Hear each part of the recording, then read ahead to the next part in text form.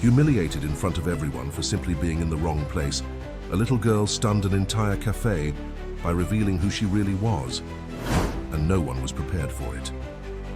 The alarm went off at 6 in the morning as usual, but Emma had been awake for at least half an hour, her 8-year-old eyes fixed on the white ceiling of her bedroom, while her thoughts drifted among the clouds painted there by her mother before she left. It was Friday, the day of her weekly meeting with her father. Not just any meeting, but the ritual they had maintained for almost a year since Jennifer, her mother, had moved to San Diego after the divorce. Emma got up and walked to the window. From the penthouse where she lived with her father in the Highland neighborhood of Denver, she could see the city slowly awakening. Below, movement was beginning to stir on the tree-lined streets of the Colorado capital. She took a deep breath. The day had special significance. It would be exactly 1 year since the first time her father had taken her to the Sunrise Café, an establishment that belonged to the Silverman Group's chain of businesses. "Emma, breakfast is ready," called the voice of Mrs. Wilson, the housekeeper who had cared for her since she was a baby, echoing down the hallway. The girl dressed carefully, choosing a light blue dress her mother had sent for her last birthday. She brushed her curly brown hair meticulously and set aside her favorite book, Tina's Adventures in the Enchanted Forest, a gift from her father. Next to it, she placed the card she had prepared with such care the night before. It was simple, made with colored paper and marker pens, but it contained all the love that an 8-year-old child could express. In the kitchen, Mrs. Wilson was finishing preparing breakfast. The 60-year-old woman, with dark skin marked by time and a welcoming smile, looked at Emma with that same expression as always, a mixture of admiration and concern. "Today is your special day with your father, isn't it?" she asked, serving hot milk in a mug. "Yes, it's 1 year today," Emma replied, with a smile that lit up her face. "I'm meeting him at sunrise at 4 o'clock. Mrs. Wilson frowned, placing a slice of cornbread on a plate. "Alone? I thought he would come to pick you up as he always does. No, today is different. Daddy is in an important meeting in Midtown and asked me to go straight from school. Amanda will drop me off." Amanda was the private driver that Thomas had hired exclusively to transport Emma, a woman in her 30s, an ex-police officer, with a discreet and protective personality. "I don't know about that, child. Does your father know you're going to the table by yourself?" "It was his idea, Mrs. W." Emma responded, excited. "He said I'm growing up and can wait for him inside. It's only for a few minutes." The housekeeper didn't seem convinced, but she knew that Thomas Silverman was meticulous about his daughter's safety. If he had arranged it this way, he certainly had his reasons. The day at school went by as usual. Emma was a student at Horizon Academy, one of the most traditional institutions in the city. Studious and quiet, she preferred the company of books to the hustle and bustle of the playground. Her few friendships were sincere and selective. During the break, she told her best friend Bethany about the special meeting with her father. "Do you always do this?" asked Bethany while nibbling on a sandwich. "Every Friday since Mom moved away," explained Emma. "It's our time together. Daddy says that all the money in the world can't buy time, and that quality time is the greatest gift we can give to someone." "Your dad says really beautiful things," Bethany commented, impressed. Emma smiled, but her eyes reflected a fleeting shadow of sadness. He wasn't always like that. Before, he was always busy, always on his phone, always talking about business. It was only after Mom left that he changed. At 3:30 in the afternoon, Amanda was waiting for Emma at the school gate. The girl got into the car, and during the journey mentally rehearsed what she would say to her father. She had practiced a little surprise, a phrase that her mother used to say about the importance of valuing moments. She was eager to see Thomas's reaction. The car stopped in front of the Sunrise Café, an elegant establishment on Riverside Avenue in an upscale area of the city. With its glass and wood facade, the place exuded sophistication. It was one of the most recent investments of the Silverman Group, traditionally focused on hotels and now expanding into the gastronomic sector. "Are you sure you don't want me to come in with you?" asked Amanda, watching the girl in the rearview mirror. "I'm sure," Emma replied confidently. "Daddy said he'll arrive soon. I just need to wait at our usual table near the display case. I'll be right outside. If anything happens, ask them to call me." Emma nodded positively, took her backpack, book and card and got out of the car. She paused for a moment in front of the door, took a deep breath and entered. The aroma of freshly brewed coffee and sweet pastries filled the air-conditioned space. Dark wooden tables, cream-colored upholstered chairs, and cozy lighting composed the elegant setting. The cafe was busy at that hour. Executives in informal meetings, ladies talking discreetly, young people working on their laptops. Emma walked between the tables with the confidence of someone who knew the place. Some people glanced at her briefly, but soon returned to their activities. She was just another child in an adult place. She reached their usual table, near the display case from where she could see the street movement. She sat down, placed the book on the table, and carefully put away the card. Her feet dangled in the air, not reaching the floor. From where she sat, she could see the counter where 3 servers worked at a fast pace, preparing orders and serving customers. It was then that she noticed, for the first time, a man watching her intently. It was Mark, the new manager of the establishment, whom Emma had not yet met. He wore a slightly tight grey blazer, had his hair meticulously combed to the side, and wore an expression that mixed curiosity and suspicion. He was saying something in the ear of one of the servers, without taking his eyes off the girl. Emma decided to ignore that look and opened her book. Tina's adventures always transported her to a magical world, where problems were solved with courage and kindness. She was so absorbed in her reading that she barely noticed when the server approached. "Hi there, little one," said the woman with an artificially sweet voice. "Are you lost?" Emma looked up from her book and smiled politely. "No, ma'am. I'm waiting for my father. He always meets me here." The server, Camilla, according to her name tag, seemed uncomfortable. She looked behind her towards the counter, where Mark was making an impatient gesture. "And will he be long? You know we can't let children stay here alone. It's house policy." "He said he'll be here in 15 minutes, replied Emma, feeling the first pangs of anxiety. "I always come here with him." Camilla nodded without conviction and returned to the counter. Emma saw her whisper something to Mark, who frowned and shook his head negatively. The manager seemed bothered, adjusted his tie, smoothed his blazer, and began to walk towards the table. Emma took a deep breath. Her mother always said that when she felt afraid, she should breathe 3 times and remember that she was as strong as a tree with deep roots. That's what she tried to do when she saw the man approaching, with determined steps and a smile that didn't reach his eyes. "Good afternoon," said Mark, stopping in front of her without introducing himself. "I need to inform you that this establishment is not suitable for unaccompanied children. Some customers are already commenting on your presence here." Emma felt her face heat up. She looked around and realized that no one was really paying attention to her, except for an elderly couple at the next table, who were watching her with sympathy. "My father is coming soon," she explained, with a firm voice despite her nervousness. "We always— Look, it's nothing personal," Mark interrupted her, raising his voice slightly. "But if you don't order something in the next few minutes, I'll have to ask you to leave. Do you understand that?" The girl lowered her eyes to the book. She felt a lump in her throat, but she didn't want to cry. Not there, not in front of that man. She thought about what her father would do in that situation. Thomas always said that problems had solutions, you just had to think calmly. After a few moments, Emma closed the book, put it in her backpack, and walked to the counter. She had to stand on tiptoe to reach the top of the counter. "Please, I'd like an orange juice," she asked, in a low but clear voice. Camilla looked at Mark, as if asking for authorization. The manager gave a brief affirmative nod, crossing his arms as he watched the scene. The server prepared the juice unhurriedly, placing it in a tall glass with ice and a colorful straw. "That's $12, she informed, extending the check. Emma took a $20 bill from her backpack that her father had given her for emergencies.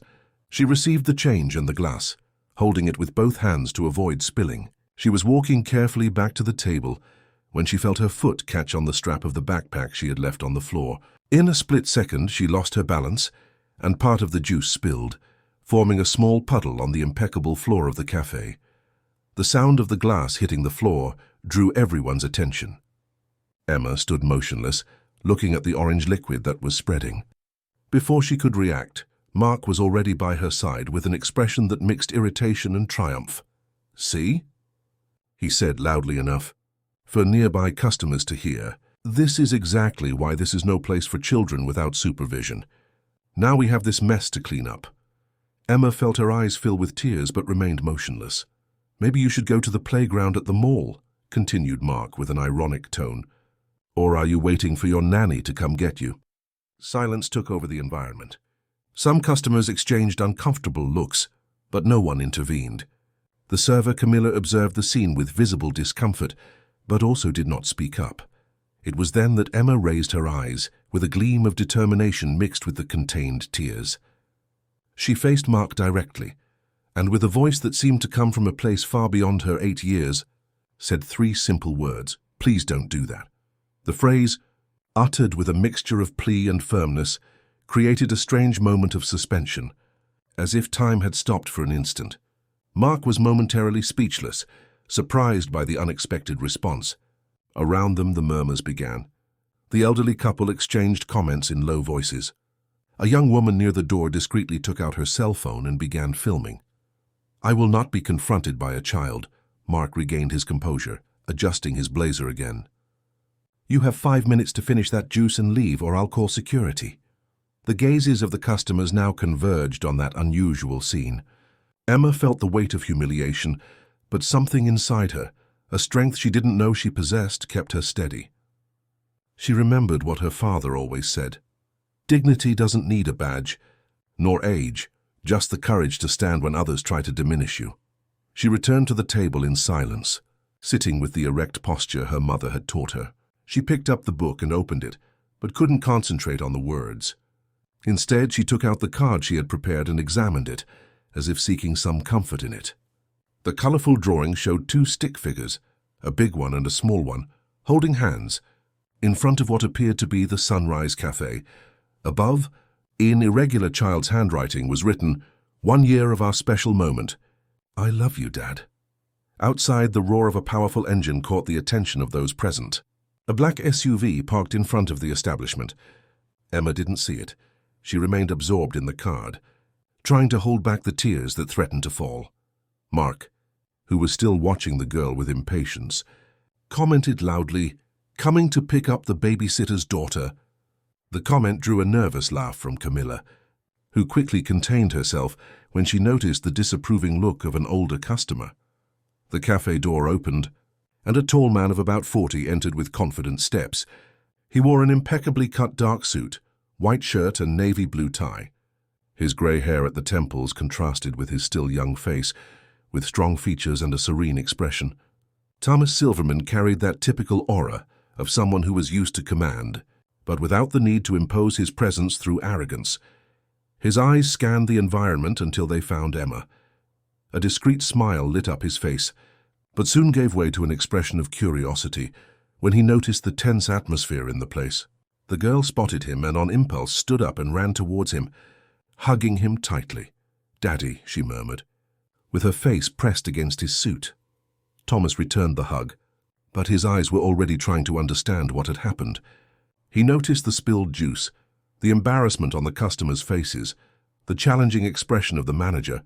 With care, he led Emma back to the table, sitting next to her. "What happened, honey?" he asked in a low voice. Before Emma could respond, Mark approached, now with a visibly more cautious posture, upon realizing that the girl was no longer alone. "Are you responsible for her?" he inquired, still trying to maintain a tone of authority. Thomas slowly raised his eyes, studying the man in front of him without saying a word. There was something in his gaze that made Mark take a small step back. "I am," he finally answered. "And you are?" "Mark Foster, manager of this location," he introduced himself, extending a hand that was not accepted. "There was a small incident. Your daughter was unaccompanied, which goes against our policies, and ended up spilling juice on the floor." Thomas remained silent for a few more seconds, as if processing the information. Then he took out a credential from the inside pocket of his jacket and handed it to the manager. "Thomas Silverman, CEO of the Silverman Group, owner of this and all the locations in the Sunrise chain." The revelation fell like a silent bomb in the environment. Mark visibly paled, opening and closing his mouth without being able to articulate words. The young woman who was filming discreetly gave a small smile of satisfaction. The other customers and employees exchanged surprised looks. I didn't know," stammered Mark, trying to regain his composure. It was a misunderstanding. We follow security protocols for... Thomas raised his hand, interrupting the flow of excuses. He turned to Emma and with a soft voice asked, "Can you tell me what happened exactly?" The girl related with a surprising clarity for her age how she had been treated since she arrived. She mentioned how the manager had made her feel inadequate, how he had insinuated that she was an inconvenience, and how he had embarrassed her in front of everyone after the accident with the juice. While Emma spoke, Thomas maintained a neutral expression, just nodding occasionally. When she finished, he stood up and walked to the counter, picking up the partially empty glass and placing it on a tray. His gesture was calm, methodical. "Camilla, right?" he asked the server, reading her name tag. Yes, sir," she replied, nervous. "Did you witness all this?" Well, she looked quickly at Mark, who seemed to be silently pleading for help. "Yes, sir, but I didn't want to get involved to not lose your job," Thomas completed. "I understand." He then turned to the manager, who was still trying to regain his composure. "Mark, in our corporate code of conduct, we established 3 non-negotiable values: integrity, excellence, and empathy. The third seems to have been completely forgotten today. Sir, I can explain." "No, you can't," interrupted Thomas with a firm but not raised voice. "Treating any person with disrespect would already be unacceptable. Treating a child that way is unforgivable." He paused and looked around, noting that everyone was watching the scene. "Your presence is no longer necessary in this company. Go to HR on Monday to formalize your termination." Mark opened his mouth to protest, but realized the futility of the gesture. With no alternative, he removed his badge, left it on the counter, and headed for the door, leaving without looking back. Thomas then turned to Camilla. "As for you, I'm sorry, but omission in the face of injustice is equally serious. You're also dismissed." The decision, although harsh, was communicated without anger, without shouting, just with polite firmness and determination. Thomas then addressed the other employees and customers. "I apologize for the inconvenience. This space was created to be an environment of welcome and respect. No one is above these principles, especially those who carry a leadership badge." He returned to the table where Emma was waiting for him. The girl watched him with a mixture of admiration and relief. Her father smiled at her and caressed her hair.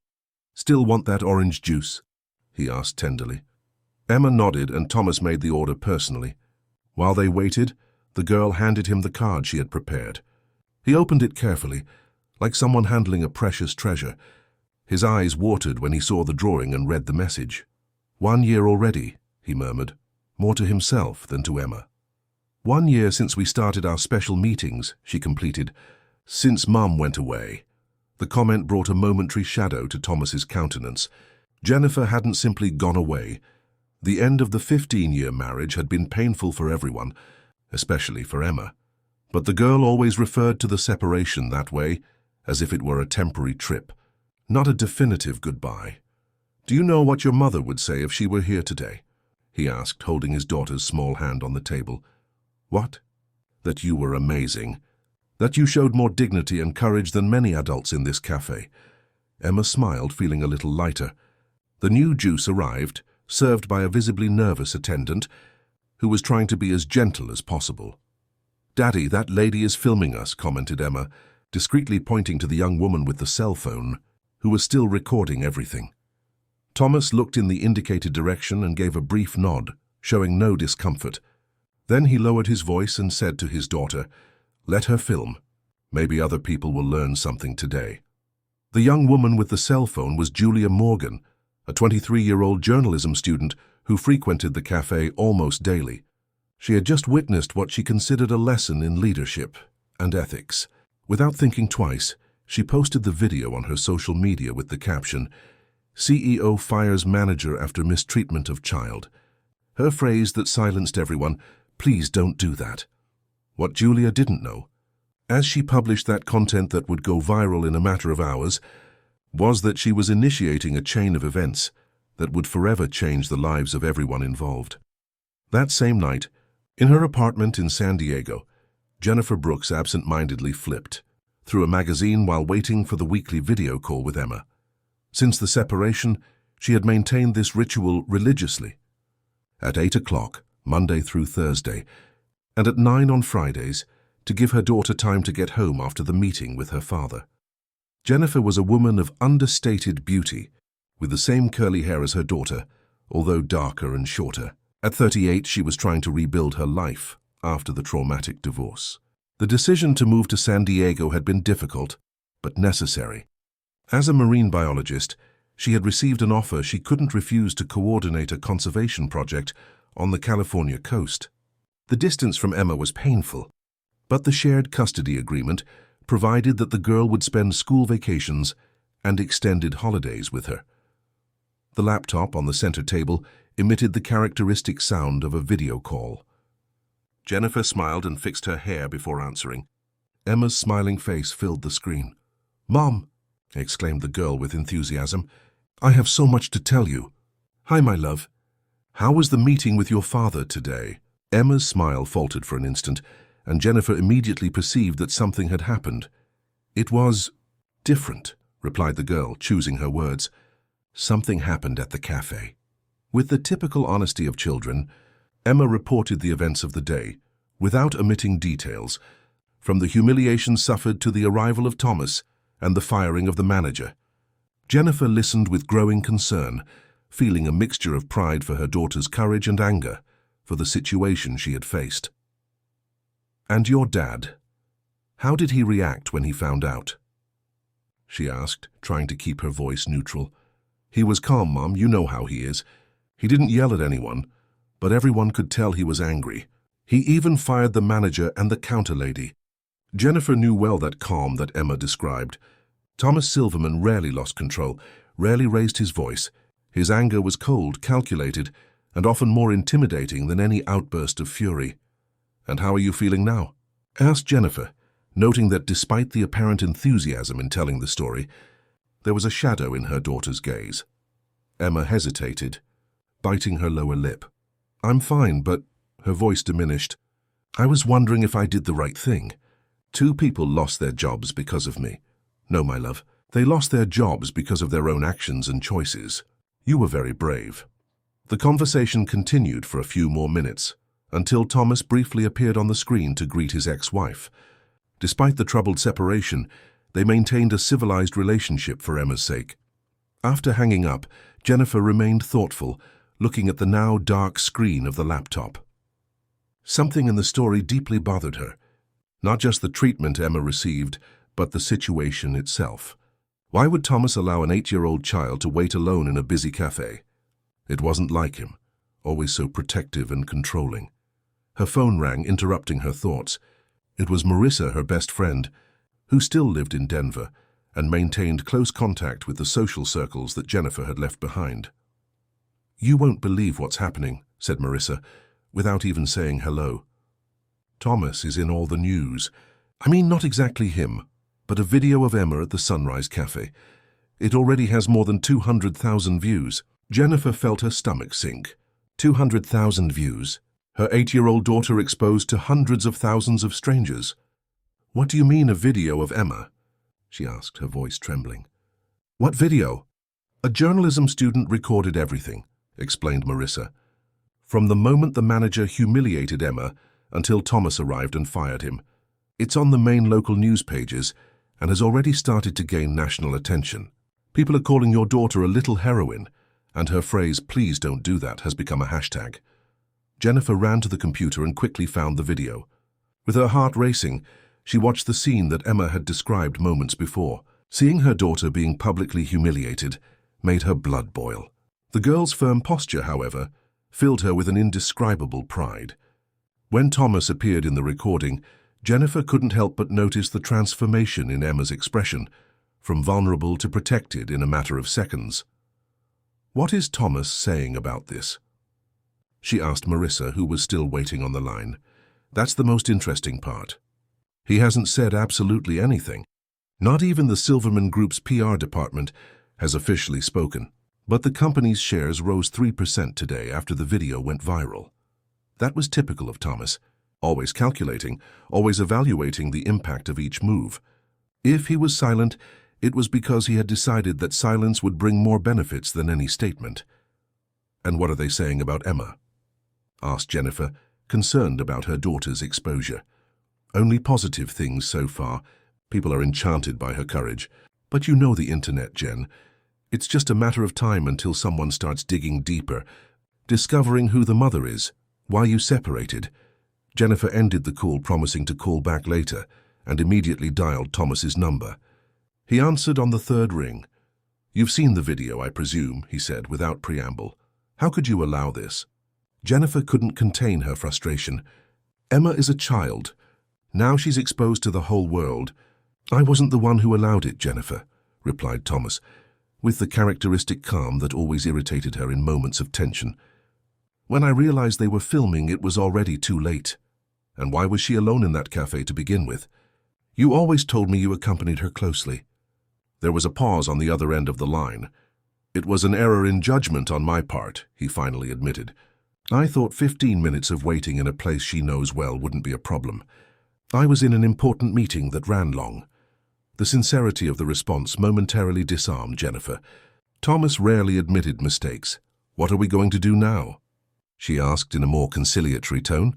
"We need to protect her from this media circus." "I've already taken measures," he assured. "I've hired a crisis management team. No journalist will get near her. I've also spoken with the school administration to ensure she's protected from any harassment." "And what about the emotional aspect, Thomas? Emma may seem strong, but she's just a child dealing with an exposure that adults would have difficulty processing." "I've talked with her," he answered. "I explained the situation in the simplest way possible. She seems to be taking everything as an adventure for now. But I agree that we need to stay alert." Jennifer took a deep breath, trying to organize her thoughts. "I need to see her," she decided. "I'll catch the first flight to Denver tomorrow." "I think that's a good idea," agreed Thomas, surprising her. "She'll feel more secure with both of us nearby." They hung up with the promise to meet the next day. Jennifer immediately began looking for airline tickets, while her mind worked at 1,000 miles an hour. The video, the sudden exposure, the forced proximity to Thomas after months of distance, all of this left her deeply uneasy. Meanwhile, in the Highland penthouse, Emma played distractedly with her building blocks in her room, apparently oblivious to the storm forming around her. Thomas observed her from the door with a thoughtful expression. That small person, with her innocent courage, had inadvertently created a situation that could either strengthen or destroy everything he had built. His phone vibrated with a message from Richard Miller, his right-hand man and operations director of the Silverman Group. "Emergency meeting called for tomorrow, 8 a.m. Board wants to discuss the situation. Helen wants to talk to you beforehand." Helen Silverman, his mother and chairwoman of the company's board of directors, was known for her strategic vision and coldness in business. Even at 68, she maintained firm control over the empire she had helped build, alongside her late husband, Paul Silverman. Her relationship with Thomas was complex, a mixture of professional respect and emotional distance. The phone vibrated again. This time it was a message from Helen herself. "I need you to come to my house now. Urgent matter." Thomas sighed. He knew well that imperative tone that didn't admit refusals. He entered Emma's room and knelt beside her. "Princess, Daddy needs to go out for a moment. Mrs. Wilson will stay with you, okay?" Emma nodded without diverting her attention from the complex structure she was building. "Is it because of the Café video?" she asked, surprising him. "How do you know about the video?" "Bethany sent me a message. She said I'm famous now," replied the girl naturally. "Is that good or bad, Daddy?" Thomas hesitated, searching for the right words. "It's neither good nor bad, Emma. It's just something that happened and that we need to manage carefully. The important thing is that you know you didn't do anything wrong." "And the people who lost their jobs?" she asked, finally raising her eyes from the blocks. "Did they do something wrong?" The question, in its childish simplicity, hit Thomas hard. How to explain ethical complexities to a child? "Yes, they made wrong choices," he finally answered. "And when we make wrong choices, we need to face the consequences." Emma seemed to accept the answer and returned to concentrating on her construction. Thomas left, leaving detailed instructions for Mrs. Wilson and the building security guard.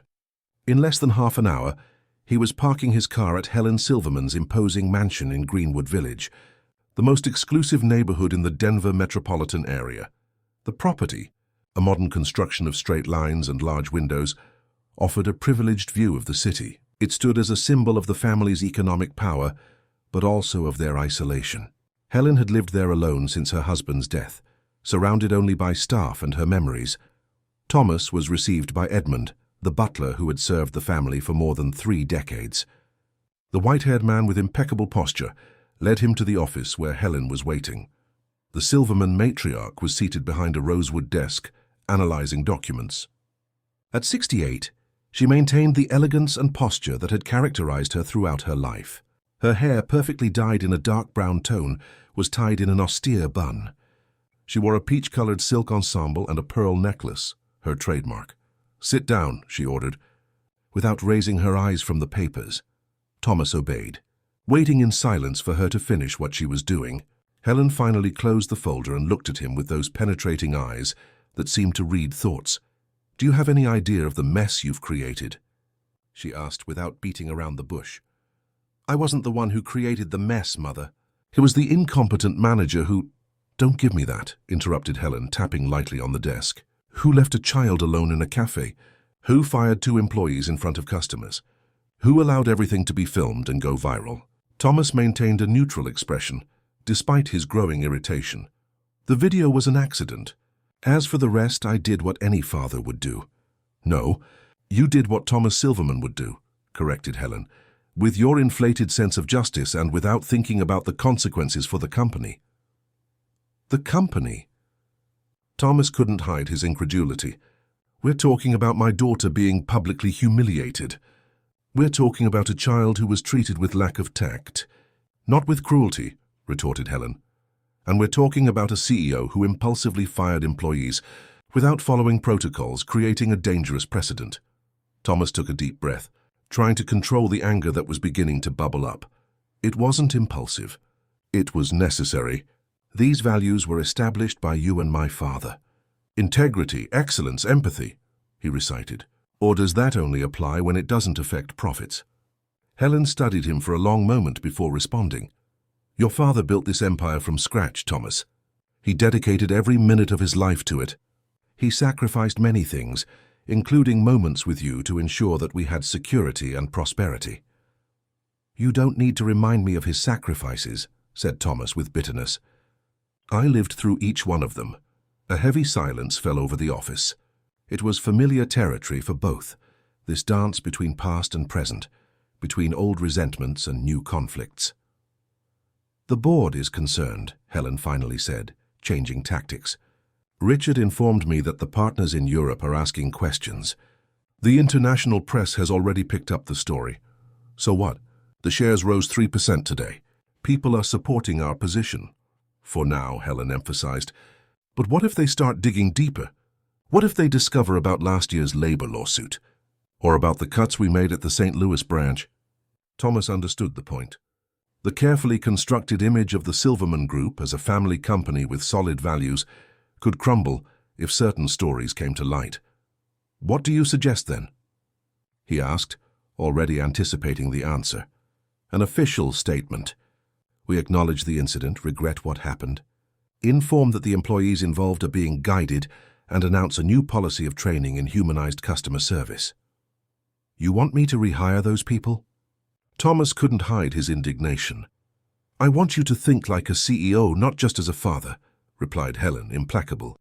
"Rehiring would be an exaggeration, but saying they were temporarily removed for reflection would give the board and the shareholders the feeling that you acted with deliberation, not with emotion." Thomas stood up, walking to the window. Outside, the lights of Denver were beginning to dot the falling night. Somewhere in that sea of buildings and houses, Emma was probably already preparing to sleep, unaware of the consequences of her small demonstration of courage. "Do you know what Emma asked me today?" he said, without turning around. "If those people had done something wrong." "And what did you answer?" asked Helen, genuinely curious. "That yes, and that when we make wrong choices, we face consequences." "An important lesson," agreed Helen, "but there's another equally valuable one. Sometimes the consequences are not proportional to the choices. Sometimes the world isn't fair." Thomas turned to face her. "Is that what you want me to teach my daughter? That principles are negotiable when there's money at stake?" Helen held his gaze without hesitating. I want you to teach her that leading means making difficult decisions, that we can't always just follow our hearts, that there are responsibilities greater than our personal feelings." The words echoed in the office, loaded with an inconvenient truth that Thomas couldn't simply dismiss. He knew that his mother, in her cold and calculating way, wasn't entirely wrong. "I'll think about it," he finally replied. "Don't think too much," warned Helen. "The board expects a position by tomorrow's meeting. And there's one more thing." She opened a drawer and took out a manila envelope, extending it to Thomas. "What is this?" he asked without making a move to take it. "A dossier on Julia Morgan, the young woman who filmed everything. I thought you might want to know who you're dealing with." Thomas finally took the envelope but didn't open it. "How did you get this so quickly?" Helen gave a thin smile. "I have my resources. Read it and you'll understand why I'm concerned. This girl isn't just an innocent journalism student who was in the right place at the right time." Thomas felt a chill run down his spine. What else did his mother know that he was ignoring? And what could that journalism student have to do with all this? Upon leaving the mansion, Thomas stopped in the garden for a moment, contemplating the stars that were beginning to dot the sky.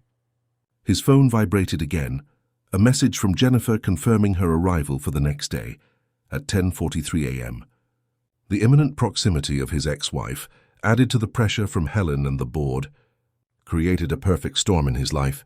What he didn't know yet was that the revelations contained in that envelope in his hands would change everything, and that the video of his daughter saying, "Please don't do that," was just the beginning of a story much more complex and old than he could imagine. The envelope remained closed on the passenger seat during the entire journey to the apartment. Thomas could feel its presence, as if it emanated some kind of disturbing energy. Several times he stretched out his hand to pick it up, but always withdrew at the last instant. There was something in that whole situation that deeply bothered him, beyond the obvious. Upon arriving home, he found Mrs. Wilson asleep on the living room sofa with a recipe book open on her lap. He gently woke her up and asked about Emma. "She fell asleep an hour ago after insisting on staying awake until you arrived," replied the housekeeper, adjusting her apron. "That girl. So determined."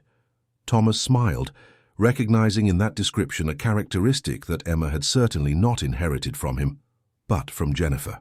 His ex-wife had always been obstinate, fighting for her convictions with a passion that he, more pragmatic, sometimes envied. "Any problems while I was away?" he asked. "The phone hasn't stopped ringing." "Journalists, mainly. And there was a man who called 3 times, wouldn't identify himself, just said he was an old friend, and that he needed to speak with you urgently." Thomas frowned. It wasn't uncommon to receive calls from strangers trying to get his attention, especially now that he was in the spotlight. But 3 attempts in the same day indicated unusual persistence. "If he calls again, get the number," he instructed. After Mrs. Wilson retired to her quarters, Thomas poured himself a drink and finally opened the envelope. Inside he found a folder with several printed sheets, a detailed investigation into Julia Morgan, the young woman who had filmed the incident at the café.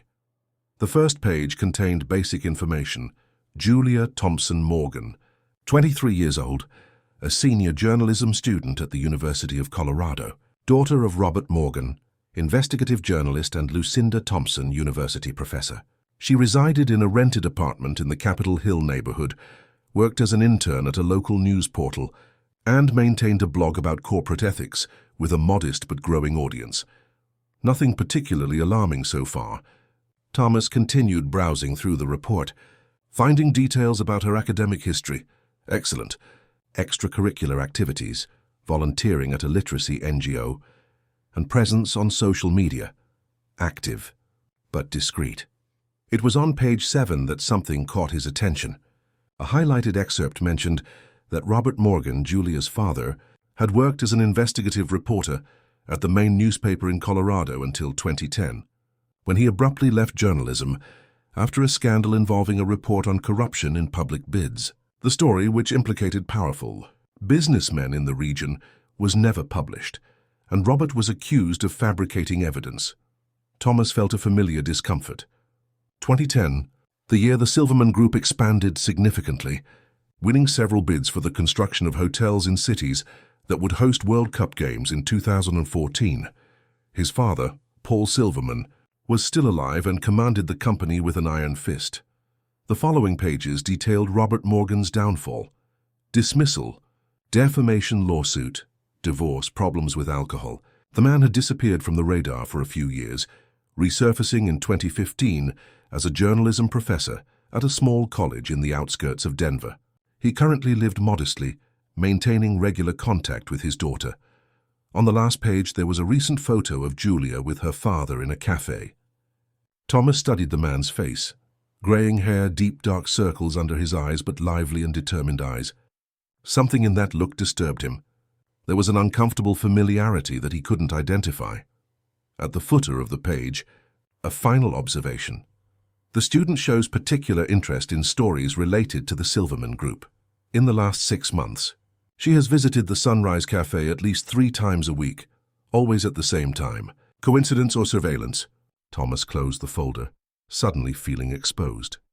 The possibility that the video wasn't an accident, but part of something bigger, a carefully elaborated trap, made his stomach turn.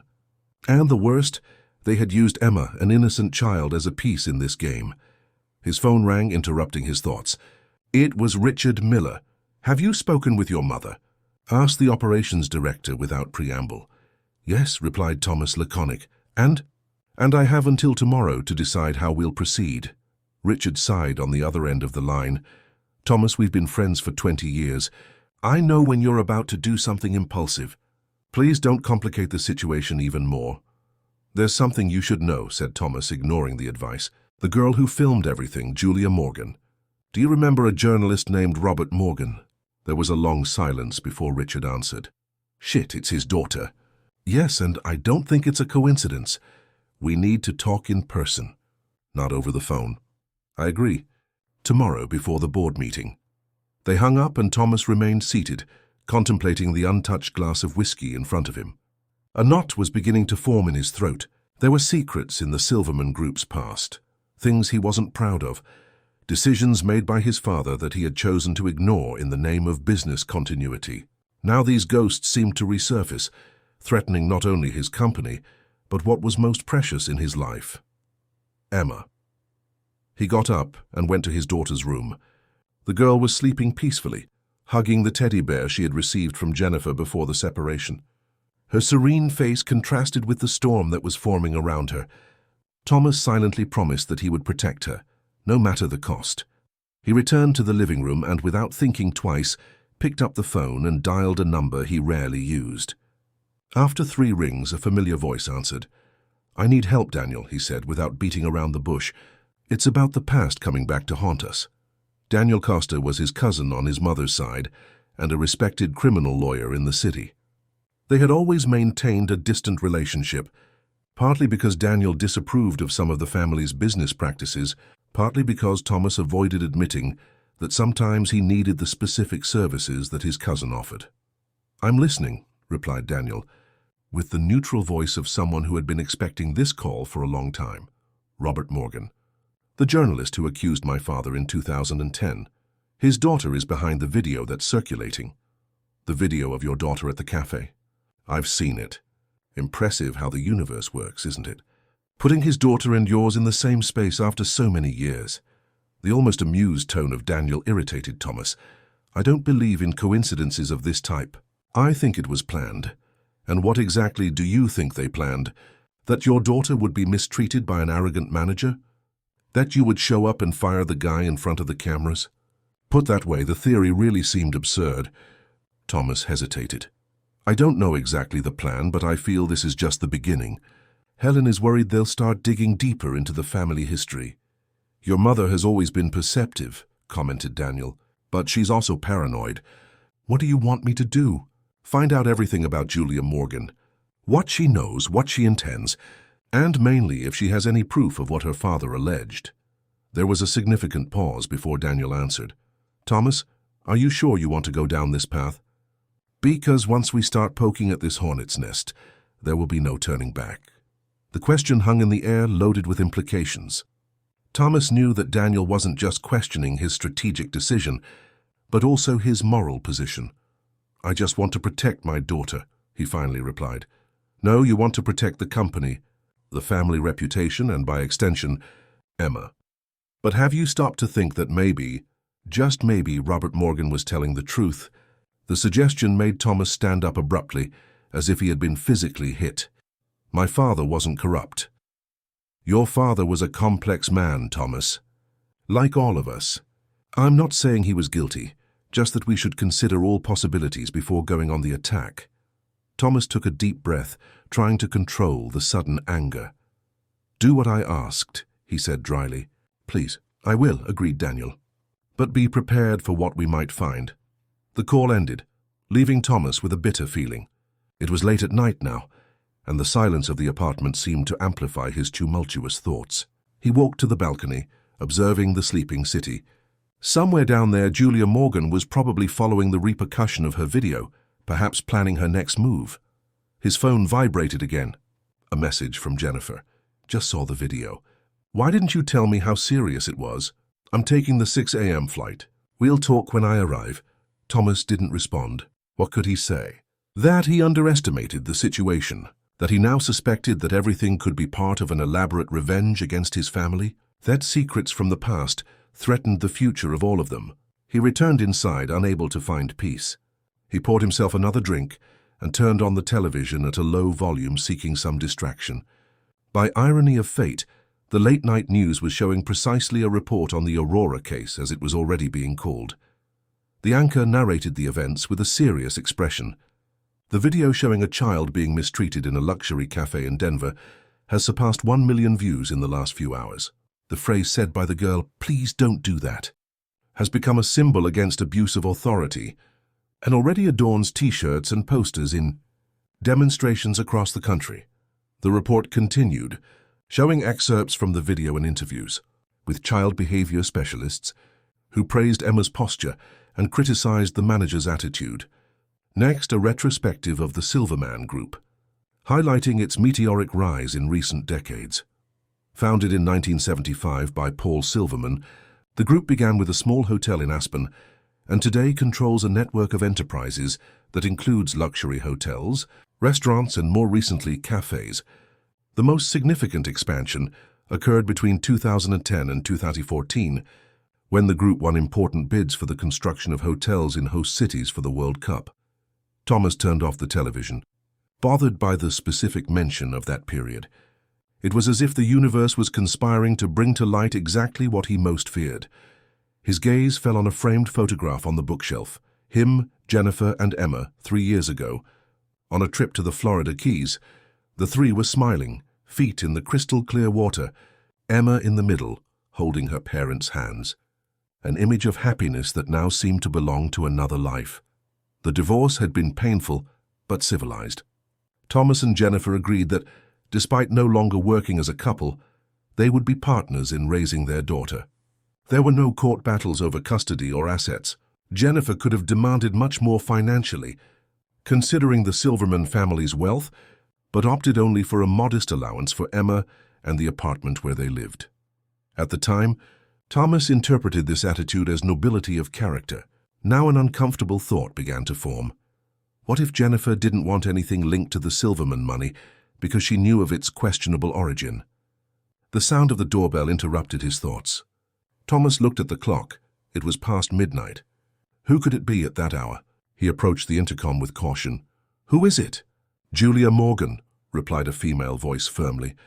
"I know it's late, Mr. Silverman, but I believe we have a lot to talk about." Thomas felt his blood freeze. How had she discovered his address? What did she want at this hour? His instinct told him to ignore her, but curiosity and the need to understand what was happening spoke louder. "I'm coming down," he replied, after a few seconds of hesitation. He decided to meet her in the building's lobby, not in his apartment. Before leaving, he checked on Emma once more. The girl continued to sleep peacefully, oblivious to the drama that was unfolding. He reinforced the instructions to the night security guard not to allow the entry of anyone other than himself and Jennifer when she arrived in the morning. In the elevator, he tried to organize his thoughts. What could Julia Morgan want? A confrontation? Money? Revenge? Whatever the reason, he was determined to protect his family, even if it meant facing the ghosts of the past. When the elevator doors opened on the ground floor, Thomas Silverman didn't imagine that the conversation he was about to have would forever change his understanding of his own family and of himself. Julia Morgan was waiting in the lobby, seated in one of the leather armchairs. She was a young woman of medium height, dark hair tied in an unpretentious ponytail, wearing jeans, a black t-shirt and a light jacket. Nothing in her appearance suggested the threat that Helen Silverman had insinuated in the dossier. She seemed just a common student, if it weren't for the intense and determined look. Upon seeing Thomas, she immediately stood up, extending her hand. "Thank you for receiving me." "Mr. Silverman," she said with a formality that contrasted with the boldness of appearing at midnight at a stranger's house. "I know the time is inappropriate, but the situation requires some urgency." Thomas briefly shook her hand, studying her face. There was something familiar about it, perhaps the eyes which resembled her father's in the photograph from the dossier. "How did you find out where I live?" he asked, dispensing with introductions. "Investigative journalist, remember?" she replied with a slight smile. "Actually, it wasn't difficult. Your family is prominent in Denver, and this building is known for housing high-level executives. What do you want, Ms. Morgan? If you came for an exclusive interview I scheduled with my PR team for—" "I'm not here as a journalist," she interrupted. "At least not just as a journalist. I'm here as Robert Morgan's daughter." The explicit confirmation of the connection made Thomas stiffen. "Let's get straight to the point then. The video you casually filmed today, it wasn't casual, was it?" Julia didn't respond immediately. She looked around at the luxurious lobby of the building, as if evaluating the environment. "Can we talk in a more private place?" she suggested. "What I have to say is not for other ears." Thomas hesitated. Taking that woman to his apartment, where Emma was sleeping, seemed imprudent. On the other hand, any cafe or restaurant would be closed at that hour. "There's a meeting room here on the ground floor," he decided. "We can use it."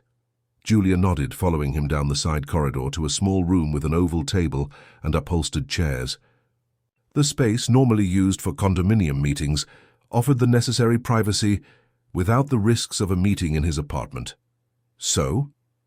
insisted Thomas as soon as he closed the door. "Was it a trap?" Julia sat down, placing a folder on the table. "Not exactly," she replied with surprising calm. "I've been frequenting the Sunrise Café for months, it's true. I knew it was yours and that you used to take your daughter there on Fridays. But today's incident? No, I didn't plan that. Why should I believe you? Because if I wanted to set something up, it would be much more elaborate than this," she replied with a flash of irony. "And it certainly wouldn't involve a child being humiliated."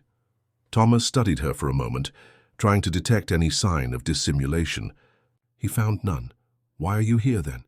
Julia opened the folder and took out some sheets of paper. "Because what happened today accelerated a process that I plan to conduct more calmly," she explained. "The video went viral much faster than I could have imagined, and now we have a window of opportunity that I can't ignore." "Window of opportunity for what?" "To tell the truth," she answered simply. "About your father, about mine, about what happened in 2010. Thomas felt a chill run down his spine. His worst fears were being confirmed. "If you came to blackmail me—" "I'm not here for blackmail, Mr. Silverman," interrupted Julia, with a firmness that surprised him. "I'm here to offer a deal. Justice for my father in exchange for discretion for your family." She pushed the sheets in his direction. Thomas hesitated before taking them. "What is this?" "The report that my father could never publish. The complete investigation into the fraudulent bids from 2010 to 2014. All the documents, all the evidence that was suppressed, all the names." Thomas began to read, feeling his stomach sink with each line. The text detailed a corruption scheme involving businessmen from the hotel sector, politicians and public officials. It spoke of bribes, falsified documents, manipulated competitions, and at the center of it all was Paul Silverman, his father. "This is defamation," he said, pushing the papers back. "My father was a man of integrity." "Your father was a businessman in a country where doing business often means bending rules," replied Julia, without backing down. "I'm not here to judge his character, Mr. Silverman. I'm here for the facts. Facts that your father couldn't prove 15 years ago and that you think you can prove now." Julia smiled slightly, as if she had been expecting exactly that question. "My father had the evidence. All of it. The problem is that no one wanted to listen to him. The newspapers were pressured, the authorities were bought, and Robert Morgan became the liar, the slanderer, the failed journalist who invented stories to get attention. She opened her bag and took out a small USB device. Here's everything. Documents, recordings, testimonies. My father kept copies of everything, even after the newspaper fired him and destroyed the original evidence. He knew that one day the truth would come to light. Thomas looked at the small object as if it were a bomb about to explode. "Why now?" he asked with a voice lower than he intended. "Why wait 15 years? Julia's countenance changed, letting transpire for the first time a more personal emotion. "Because my father is dying, Mr. Silverman. Pancreatic cancer, terminal stage. The doctors gave him 3 months at most. He wants to depart knowing that his name was cleared, that his work wasn't in vain." The revelation caught Thomas by surprise. It wasn't what he expected to hear. "I'm sorry," he said automatically. "Don't be," retorted Julia, recovering her firm posture. "Feel for your daughter, who was used today as a pawn in a game that started long before she was born. Feel for the people who lost their jobs, their reputations, their lives, because of a scheme that enriched even more those who were already rich." Thomas felt a growing anger. "So you admit you used Emma today?" "No," replied Julia with emphasis. "As I said, I didn't plan the incident. I was at the cafe, as I usually am, observing, researching for my senior thesis on business ethics. I saw what happened and decided to record it. It was journalistic luck, not manipulation." She paused, looking him directly in the eyes. "But yes, I am using the visibility that the video brought to finally do justice to my father. And I don't regret that." The silence that followed was heavy, loaded with implications. Thomas stood up, walked to the window and stood with his back to Julia, trying to organize his thoughts. Part of him wanted to expel her from there, deny everything, protect his father's legacy at any cost. Another part, however, a quieter but insistent voice asked, "What if it's true? What exactly do you want?" He finally asked, still with his back turned. "I want the Silverman Group to publicly acknowledge the mistake made in 2010, replied Julia. "I want them to assume that my father was right, that his investigation was legitimate, and that he was unjustly defamed. I want a formal retraction and financial compensation, not for me, but for the foundation supporting persecuted journalists that my father created with the little he had left." Thomas turned to face her. "And in return?" "In return, the story ends in 2010, said Julia. "Nothing that happened afterward comes to light. The names of the politicians involved, the other companies, the sordid details, all of that stays in the past. Your father is already gone, the main responsible parties too. The company is now yours, and from what I've researched, you've been trying to conduct it in a more ethical way." The proposal was tempting. Admitting mistakes from 15 years ago, committed mainly by his father, would be a blow to the company's reputation, but not fatal, especially if the most compromising details remained hidden. But there was a fundamental problem. How can I trust that you will fulfill your part? That you won't use these supposed proofs after getting what you want? Julia leaned forward with an intensity that was almost palpable. "Because this isn't about revenge, Mr. Silverman. It never was. It's about justice. About restoring the dignity of a man who lost everything for doing what was right. My father doesn't want to destroy your family or your company. He just wants the truth." Thomas sat down again, feeling the weight of the decisions he would need to make. "I need time to think," he said. "And I need to verify these proofs before considering any agreement." "You have until 10 tomorrow morning," replied Julia, sliding the USB device in his direction. "After that, I go public with everything I have. And believe me, it will be much worse than just admitting that your father made mistakes." Thomas picked up the device, feeling its weight disproportionate to its size. "Why the rush? Why not give me more time?" Julia stood up, collecting the papers and putting them back in the folder. "Because my father's time is running out," she replied with contained emotion. "And because, frankly, I don't trust that you won't try to suppress all this again, as your family did 15 years ago." Thomas wanted to protest, to say that he wasn't like his father, that he would never use power and influence to silence the truth. But the words got stuck in his throat, because hadn't he just a few hours ago instructed Daniel Costa, to find ways to silence Julia Morgan. The young woman walked to the door, stopping with her hand on the doorknob. "One last thing, Mr. Silverman. Your daughter, Emma. She reminded me a lot of the girl I once was. Determined, brave, willing to confront arrogant adults, even when everyone around is silent." Her eyes met Thomas's with a disarming sincerity. "Please don't do that." 3 simple words, but powerful. Words that I tried to say many times while watching my father being destroyed, while observing our family crumble. But no one heard me. "Your daughter was luckier. She has you." With these words, Julia left, leaving Thomas alone with the small USB device and a mountain of doubts and fears. It was almost 3 in the morning when Thomas finally finished examining the documents contained on the device. Seated in his office with the computer screen illuminating his tense face, he felt physically and emotionally exhausted. But above all, he felt betrayed. The evidence was compelling, impossible to ignore or refute. Emails, bank transfers, contracts with hidden clauses, meeting recordings, everything indicated that Paul Silverman had, in fact, actively participated in a corruption scheme that guaranteed the Silverman Group a privileged position in the World Cup bids. The worst wasn't the documents themselves, but the dates. Some dated from 2009, a period when Thomas was already working at the company as expansion director. He had been directly involved in the negotiations for new hotels, attended meetings, signed contracts. How hadn't he noticed, or had he noticed and chosen to ignore it? A specific memory resurfaced, painful in its clarity. A meeting in 2010, shortly before Robert Morgan was fired. His father, Paul, visibly tense, calling an extraordinary meeting of the board. Helen present, silent but alert as always, and that phrase that his father had repeated, "Some difficult decisions need to be made to protect what we've built." At the time, Thomas had interpreted it as just another example of his father's business determination. Now, in light of the revelations, those words gained a sinister meaning. His phone vibrated on the desk. A text message from Daniel Costa. "Got information about Julia Morgan. Call as soon as you can, regardless of the time." Thomas dialed the number immediately. "I hope it's important," he said as soon as his cousin answered. "It's 3 in the morning. And you're still awake, which confirms my suspicion that she has already contacted you," replied Daniel. "Julia Morgan was there?" "Yes, how did you know?" "Because she also visited Helen shortly before going to you." The revelation hit Thomas like a punch in the stomach. His mother knew? Why hadn't she warned him? What did she want with Helen? The same thing she wanted with you, I imagine. Justice for her father. The difference is that Helen sent her away with veiled threats. Julia knew she would have a better reception with you. "How did you find this out?" "I have my contacts," replied Daniel vaguely.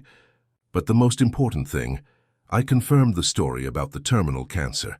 Robert Morgan really is dying. He has regular appointments at St. Luke's Hospital, always accompanied by his daughter. The doctors gave him a maximum of 3 months to live." Thomas felt an unexpected pang of compassion for the man he had never met, but whose life had been destroyed by his family. "And his accusations?" he asked hesitantly. Did you know?" Daniel sighed on the other end of the line. "I suspected. There were always rumors in legal circles, but concrete evidence. No, Robert Morgan kept that very well. Until now, it seems." Thomas closed his eyes, feeling the fatigue and the weight of the decision he needed to make. "What would you do in my place?" he asked in a rare demonstration of vulnerability. "That's the million-dollar question, isn't it?" replied Daniel with a slightly ironic tone. "Personally, I think there are moments in life when we need to decide what kind of person we want to be, what legacy we want to leave, and what example we want to set." The words echoed in the silence of the office, loaded with an inconvenient truth that Thomas couldn't simply dismiss. He thought of Emma, of her determined look when saying, "Please don't do that," of Jennifer, who would arrive in a few hours, probably already suspecting that there was more to this story than appeared. Of his mother, Helen, willing to do anything to protect the empire she had helped build. "Thank you, Daniel," he finally said. "I think I know what I need to do." He hung up and remained seated, looking at the city through the window. The sky was beginning to lighten slightly, announcing the arrival of a new day. A day that Thomas sensed would change everything. With renewed decision, he picked up the phone and made one more call. The voice on the other end sounded surprised at the time. "Richard, it's Thomas. Cancel the board meeting today. Call a press conference for 10 in the morning in the headquarters auditorium. And yes, I know exactly what I'm doing." Ignoring the operations director's protests, he hung up and sent a text message to Julia Morgan. "I'll be at headquarters at 9 a.m. Bring your father if his health allows. You'll have your justice." Next, a message to Helen. "We need to talk before the press conference. Come to my office at 8:30 a.m. Upon finishing, he felt a strange sensation of peace, as if a weight had been removed from his shoulders. He got up and walked to Emma's room. The girl was still sleeping deeply, oblivious to the storms that her small demonstration of courage had unleashed. Thomas smiled as he observed her. In a few hours, Jennifer would arrive, and together they would have a difficult conversation with their daughter. They would explain in the most appropriate way possible for an 8-year-old child that sometimes doing the right thing means facing painful truths about people we love. That dignity and integrity are not just beautiful words in a corporate code of conduct, but daily choices that define who we are, and that her simple phrase, "Please don't do that," had initiated a silent revolution that was now reaching its climax. The auditorium at the Silverman Group headquarters was completely full. Journalists from all over the country crowded together, cameras positioned, recorders ready, all anxious for the last-minute announced press conference. Behind the scenes, the tension was palpable. Richard Miller paced back and forth, checking his watch every minute. The PR team was trying, without success, to understand what was coming. No one had been informed about the content of the statement. In a small room adjacent to the auditorium, Thomas Silverman adjusted his tie in front of a mirror. He hadn't slept at all, but adrenaline kept him alert. The conversation with Helen, 2 hours earlier, had been as difficult as he expected. His mother had arrived punctually at 8:30 a.m., with her usual elegance and an expression that mixed irritation and concern. "What madness is this, Thomas?" she had asked as soon as the door closed. "Cancelling the board meeting to give a press conference? What do you think you're doing?" He had faced her with a calm that disconcerted her. "The right thing, Mother, finally." When he explained his intentions, Helen paled. For the first time in his life, Thomas saw her truly frightened. "You're going to destroy everything," she had said, with a trembling voice. "Everything your father built, everything I've preserved all these years." "No, I'm going to save what can still be saved," he had replied. "Our integrity, our dignity, Emma's future. Using Paul's sacrifice as currency? Tarnishing your own father's memory?" Thomas had approached her, taking her hands between his. "This isn't about tarnishing his memory. It's about recognizing that he was human, that he made mistakes, and that we who loved him now have the chance to correct those mistakes." Helen had brusquely withdrawn her hands.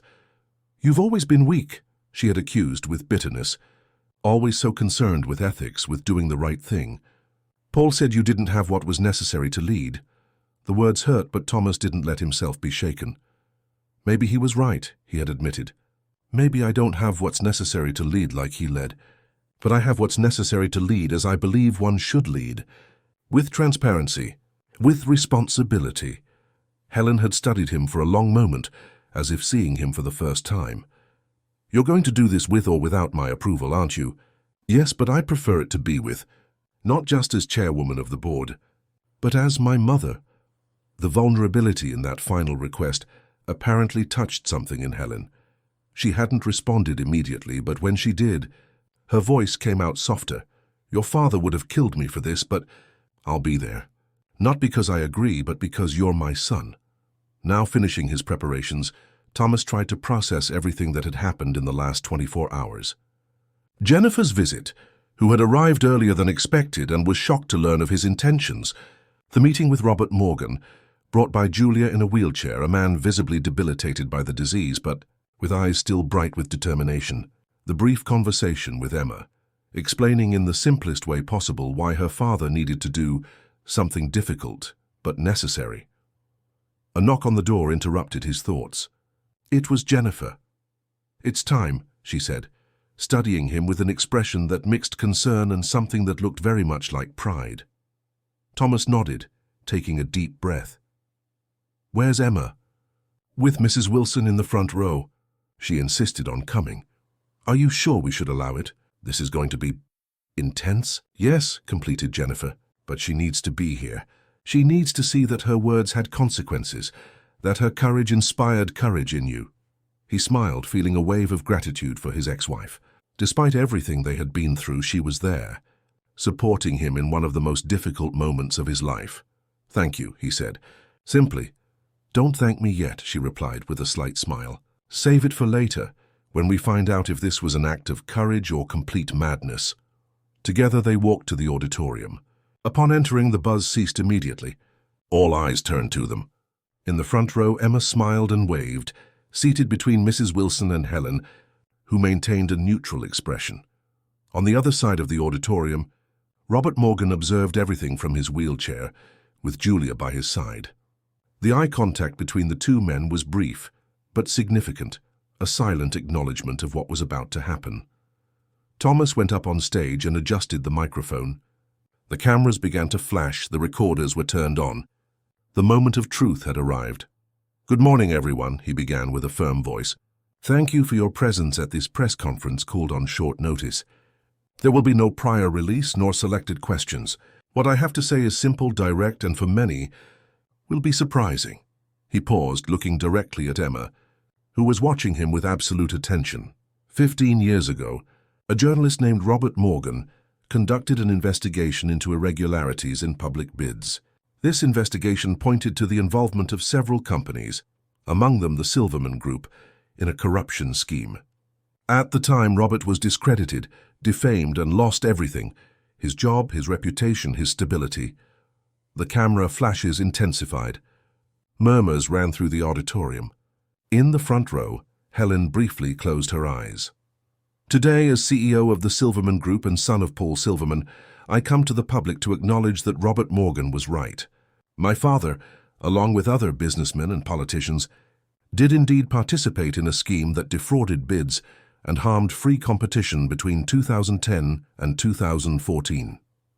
The shock was palpable. Some journalists stood up trying to ask questions.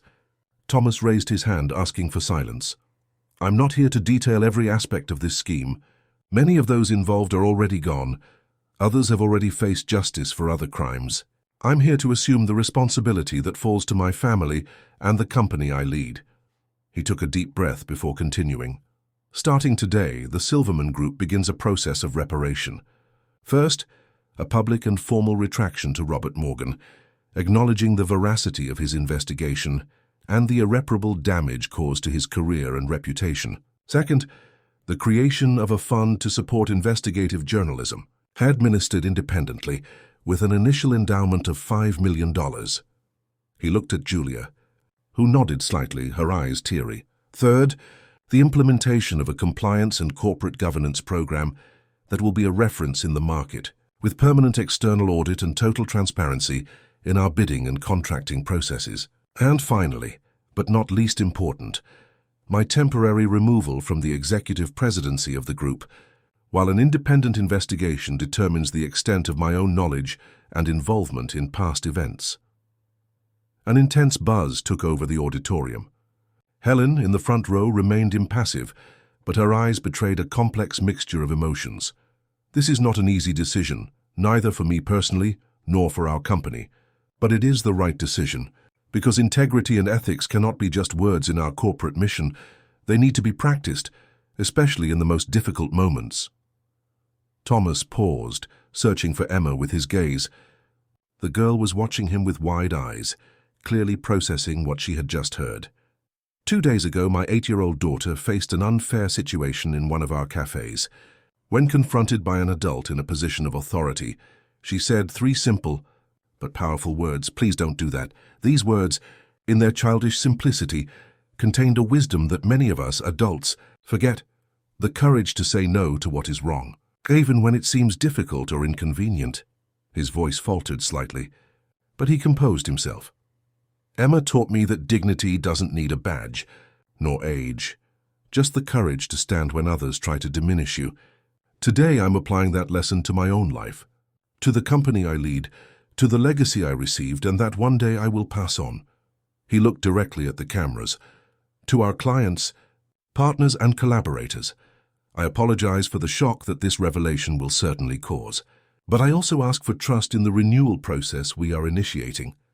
The Silverman Group that will emerge from this crisis will be stronger, more ethical and more worthy of everyone's trust. Finalizing, he turned to Robert Morgan. And to you, Robert, I say personally, no apology can fully repair the damage caused. But I hope our action today is the first step in a long process of healing and reconciliation.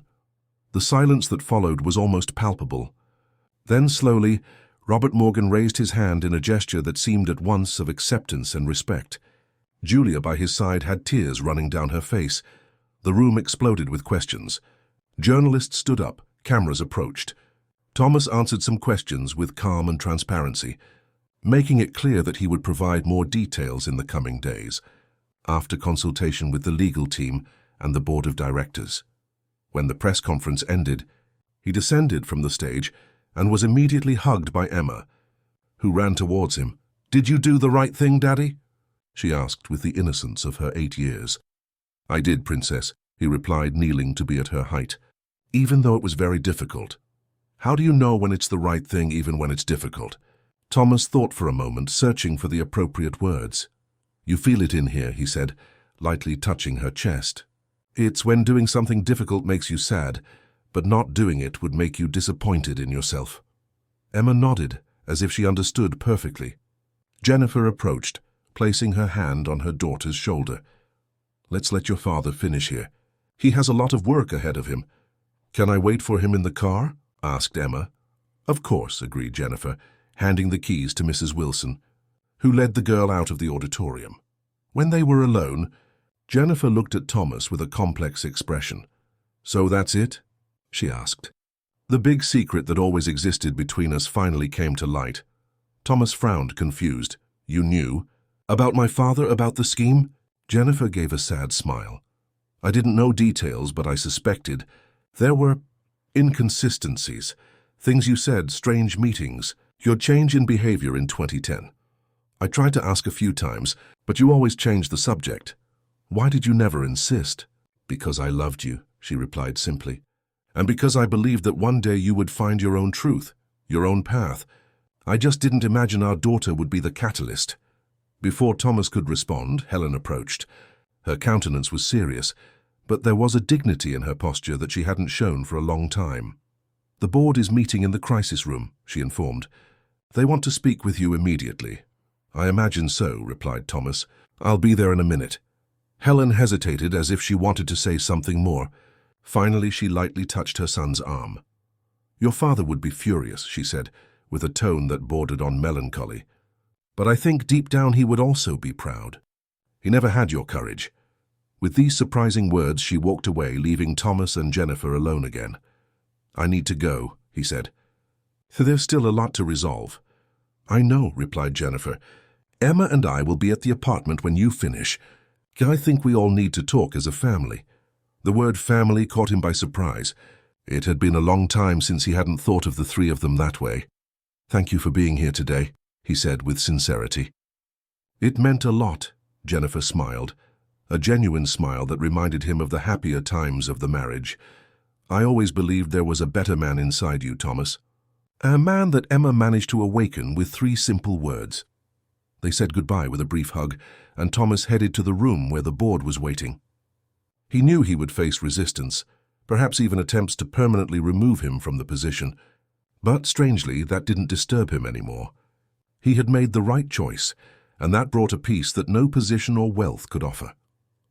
3 months later, the Sunrise Café on Riverside Avenue was almost unrecognizable. The decoration had been renewed, creating a more welcoming and inclusive environment. Small children's tables were added in a corner, with books and games available. A mural on the wall displayed the company's new policy: respect and dignity for all, regardless of age, origin, or appearance. It was Friday, 4 in the afternoon, and Emma was waiting at the table near the display case. This time she wasn't alone. Jennifer accompanied her, watching with pride as her daughter read quietly. The doorbell announced the arrival of Thomas. He entered with light steps, bringing a folder under his arm. He smiled when he saw the two, and approached to kiss Emma's forehead and greet Jennifer with a kiss on the cheek. "How was school today?" he asked his daughter, sitting down. "Normal," replied Emma, with that slightly bored tone of children when asked about the school routine. "But the teacher showed your video in the citizenship class." "My video?" Thomas raised his eyebrows, surprised. "The one from the press conference," explained Jennifer. "Apparently you've become an example of ethical responsibility in the school curriculum." Thomas laughed, shaking his head. Who would have thought? The last few months had been intense. As expected, the board initially resisted the proposed changes. Some members resigned in protest. The company's shares suffered a significant drop in the first weeks. Business partners expressed concern. The press explored every detail of the story, but surprisingly the tide began to turn. Thomas's brutal honesty had earned respect in many circles. Investors who valued corporate governance began to show interest. The compliance program attracted talented professionals. And, most importantly, customers expressed support for the new direction of the company. Helen, against all expectations, had become a crucial ally. Her experience and respectability in the market helped stabilize the transition. Although she still disagreed with some of her son's approaches, she recognized that the world had changed, and that transparency was the only viable path for the future. "I have news," announced Thomas, opening the folder he had brought. "The independent investigation has been completed." Jennifer leaned in, interested. "And, as expected, they concluded that I knew more than I initially admitted. I didn't actively participate in the scheme, but I had knowledge of irregularities and chose not to act." "What does that mean for you now?" asked Jennifer with evident concern. "It means I'll remain removed from the executive presidency for another 6 months, focused exclusively on implementing the compliance program and restructuring governance. After that, the board will reevaluate." "And are you okay with that?" Thomas smiled, a genuine smile that reflected a newly discovered inner peace. "I am. Honestly, I am. It's the fair price to pay."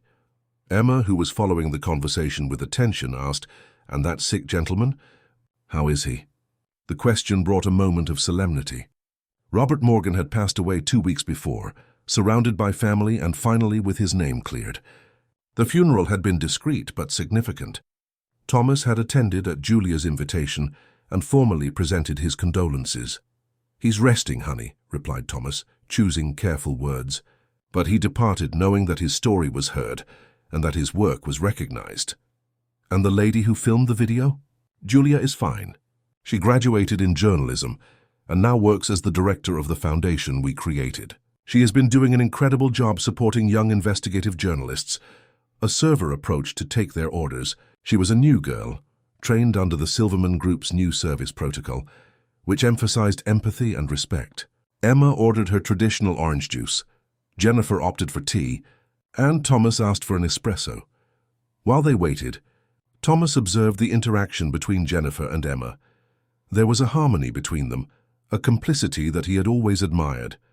In recent months, with Jennifer extending her stay in Denver to support Emma during the turbulent period, the three had developed a new dynamic, not a return to the marriage, but a genuine partnership based on the shared love for their daughter. "I have more news," said Jennifer, taking Emma's hand. "I was invited to coordinate a new marine conservation project here in Colorado." "But there's no sea in Colorado, Mom," exclaimed Emma, confused. The adults laughed. "No, honey, but we have important rivers and reservoirs that need protection. The project will work with riverside communities, schools, and companies to improve water quality and protect aquatic species." "Does that mean you're staying?" asked Emma with evident hope in her voice. "It means I'll divide my time between here and San Diego," replied Jennifer. "I'll have an apartment in Denver, and we can see each other much more frequently." The joy on Emma's face was indescribable.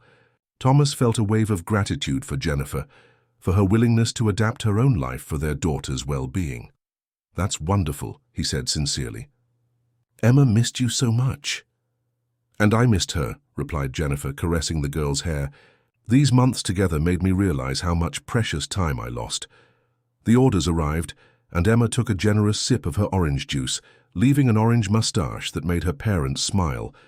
There was a lightness in that moment, as if the weight of secrets and resentments had finally been removed. "Did you see what they did with Emma's phrase?" asked Jennifer, changing the subject. She pointed to a wall of the cafe where a discreet plaque displayed the phrase, "Please don't do that," in elegant letters, followed by, "In memory of all the voices that needed courage to be heard."